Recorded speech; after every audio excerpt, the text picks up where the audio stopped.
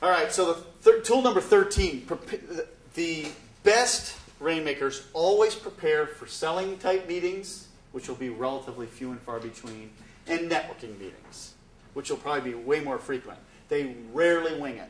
So let me just sort of go through the framework for a meeting with a prospective client is you want to write down 3 things on a piece of paper as you're preparing for a meeting with a prospective client. First is, what are the personal needs of whoever it is you've got a meeting with? Personal needs, not organizational needs. So, organizational need might be to save your fees. Keep your fees down. Right? Why would there be an individual within a company that had, what's the personal need driving them to keep your fees down? Bonus. Yeah, they may have a bonus tied to it. That's the thing I want you to write down. What else might tie to keeping your fees down? Increasing your business, like the less they spend on you, the more revenue and profit they'll have to. Profitability, which may make them look good, right? So it's look good to the boss. Yep. Again, tied to bonus. What other personal needs might match up to keeping your fees down? Sometimes it's just a negotiation. Some people say you to win, right? So if I, we have clients like that, right? Like I won, I got your fees down. Need to win, that may be. And so again, that's the thing you want to write down on a piece of paper. What'd you say? Ego? Yes, ego. It was the same thing. Let me give you another hint. Budget. Stay within budget. So those are the things that we want you to write down. See, what happens with all but the Rainmakers is that they're focused too heavily on the organizational and not enough on the personal. So focus on the personal needs. Then once you've written some of those down, and that's part of your homework, you want to write out some questions that you're going to ask of the person you're meeting with. Again, what happens when you hit the pregnant pause in a meeting with a prospective client? What's the tendency? Right. Yeah, we talk, we fill it. I want you to fill it, but I want you to fill it with questions that are thoughtful, that show you've done some homework, that you understand something about their business. Now, the way this all fits beautifully is if you're meeting with a CEO and you've done the other sort of track that I suggested about meeting with all the CEOs you know, and you have a much better sense as to how they think and what bothers them and what keeps them awake at night and what their typical day looks like and what some of their issues are, it's a lot easier to come up with these questions. So all that networking you were doing feeds beautifully into this.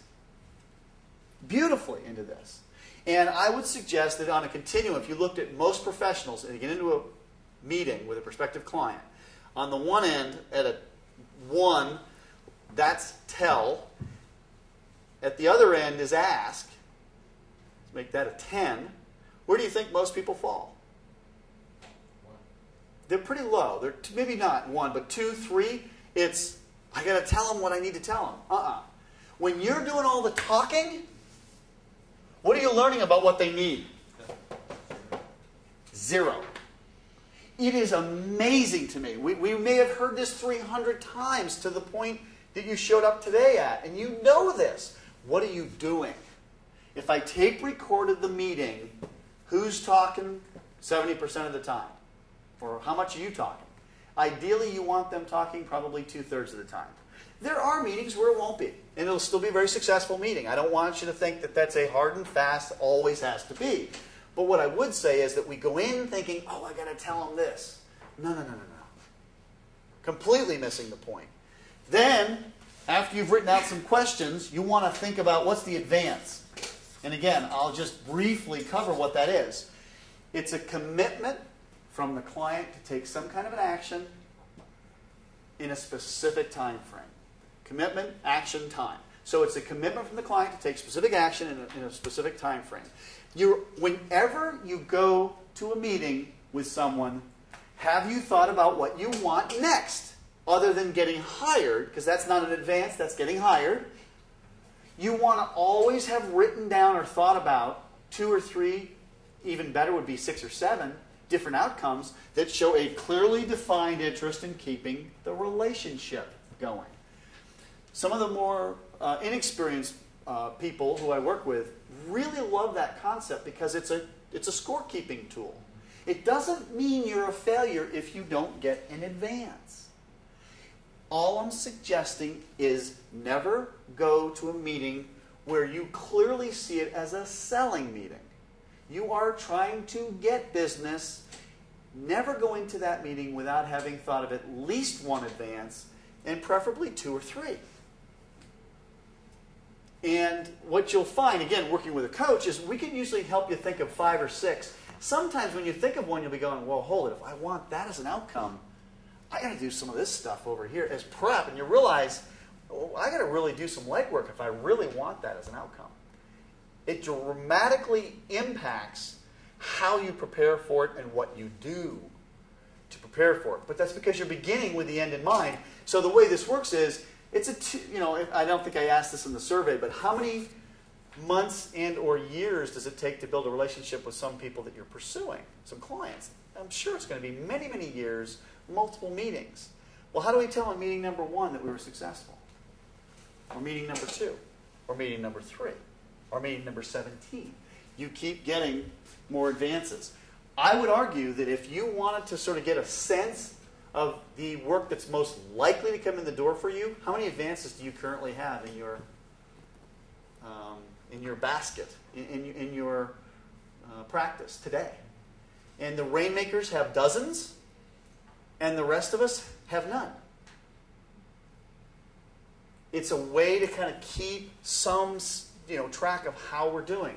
So after a great meeting, in fact, even better would be, Peter, let's suppose I were trying to, quote, sell to Peter. Peter would say, hey, Mark, I think we need to do this as a next step. He might be suggesting the advance because he's got a lot of enthusiasm. I've clearly done a good job of identifying some needs that are driving him to want to do something.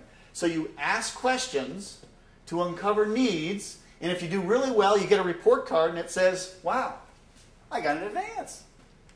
Now, you've all gotten an advance. So pick up a phone, you get a meeting with somebody, you just got an advance. Yeah. The meeting. Now, the next one, you go to the meeting. Now what? That's where a lot of us get hung up. And we don't see how to go from meeting to meeting to meeting and have it be compelling enough that people want to have that next meeting. Maybe it's, well, hey, Peter, how about if we pull in such and such from your organization for us to meet? Or maybe it's, how about if I bring somebody from my organization to meet with you and someone else? Those are just 2 very simple examples of what might be the next step from an individual meeting that I might have with Peter. Did I explain that clearly? Yeah. Generally, what I have noticed people doing that are really effective at this, is through the course of the meeting, they're taking some jot notes, and at the end of it, they're saying, so what I'm getting here is let's do, like we've agreed that we're going to do this, this, and this. And maybe they throw in another one that's sort of just an observation that they've been thinking through. About, geez, we talked about that. Maybe we should bring Chris out to chat a little further about that with you. Here's what Chris does. Blah blah blah. But they're kind of keeping track of them. But they agree to them. They agree to the advances at the end. You know what I mean? Yep. And I think again, when someone's masterful with this, that's exactly what they're doing. They're literally sort of listening for the needs, and they're sort of saying, well, here, based on what you said, I think the next step is this.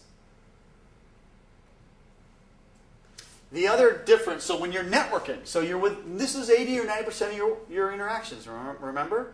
So you got a friend of yours from college, and you've met with them 30 times. Well, on meeting number 31, I want you to approach it with some thought. I want you to focus in on their personal needs, and I want you to think about questions, but what kind? High energy questions. So that's the only difference. You're not worried about getting an advance. You're not trying to get business. Pressure's off.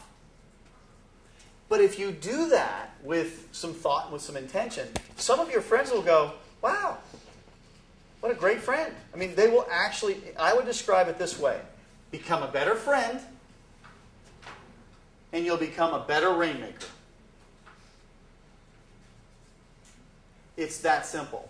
But again, rare when you watch how most people approach this. So